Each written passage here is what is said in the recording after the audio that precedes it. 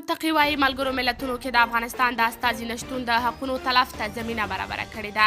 د بهرنیو چارو سرپرست وزیر مولوي امیر خان متقي وايي چې یوناما د نوي حکومت په رسمیت پیژندلو او په اقتصادي برخو کې د بندیزونو لرې کولو لپاره کار وکړي.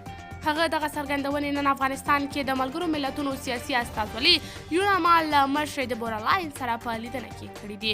د بهرنیو چارو وزارت لخوا په خپره کړې خبرپاڼه کې د دغه وزارت سرپرست مولوي امیر خان متقي له قوله راغلي چې افغانستان کې د یوناما د ماموریت یو کلن تمدید څخه تمه ده چې د افغانستان لپاره مثبت نتایج ولري.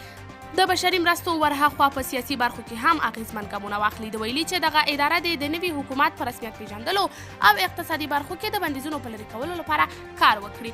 قدرمنو لیدونکو، تاسو د دې موضوع په هکله څه نظر لرئ؟ نظریات مو راسره کمنټ کې شریک، ویډیو لایک او چینل سبسکرایب کړئ.